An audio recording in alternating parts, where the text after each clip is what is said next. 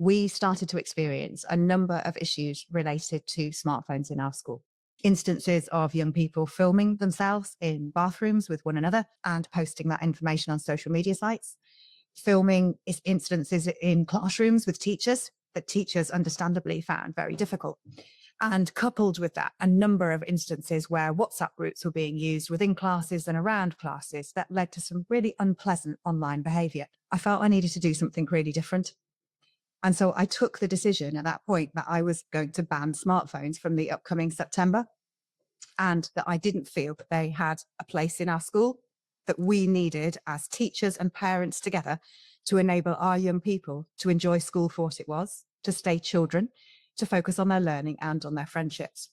And as I made the announcement to my first year group, a moment that will always stay with me is that they just broke into a round of applause, because they were relieved that I was joining them in that discussion around smartphones, and that they didn't need to have such a constant presence in young people's lives. So from the September of 2015, we have had a very simple rule in place. And I would urge all of you as head teachers to keep it really simple from the outset.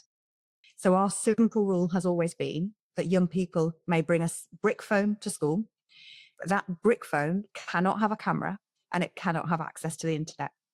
But if they have a brick phone, it has to be turned off in their bags all day and it cannot be used during school. But one thing that we can all do that can enable our children to be children, to enjoy their time at school, for parents to be able to support their young people in making good choices for themselves, and for teachers to be able to concentrate on teaching, is to take away those smartphones.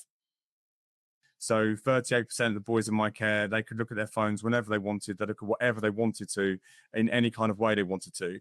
Everything under the sun that I could ever possibly imagine could go wrong in this school has gone wrong at some point through phone use. I remember talking to a boy in year 10, asked him when's the first time he watched pornography. He said it was when he was in year 7 on a school residential trip at the Fulham Boys School. And that really got to me. I just thought it didn't matter what his parents did outside of school. On my watch, he went on a residential, someone showed him something, and he's been addicted to pornography ever since.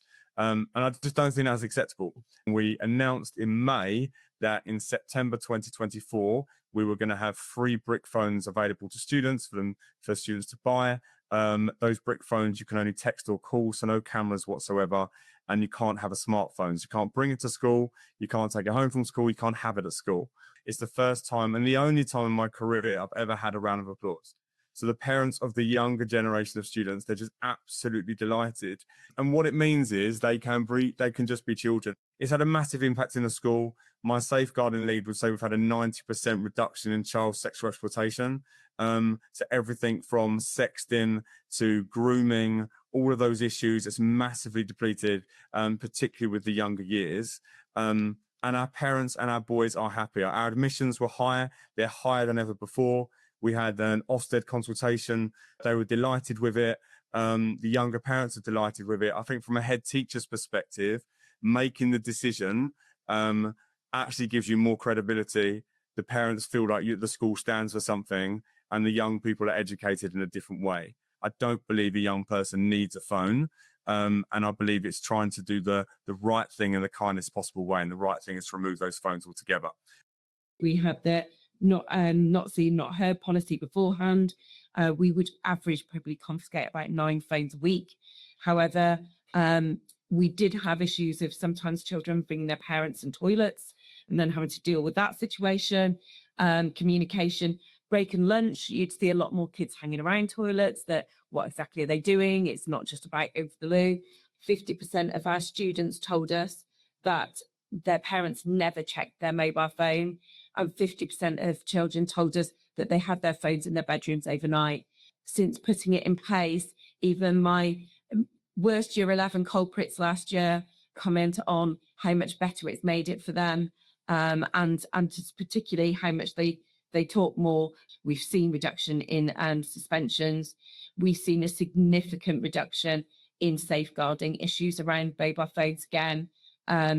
Bullying outside of school, we've not had the usual year 7 WhatsApp groups that form and cause that low level conflict that takes place in school. But as sexting, grooming, serious safeguarding incidents have completely almost disappeared.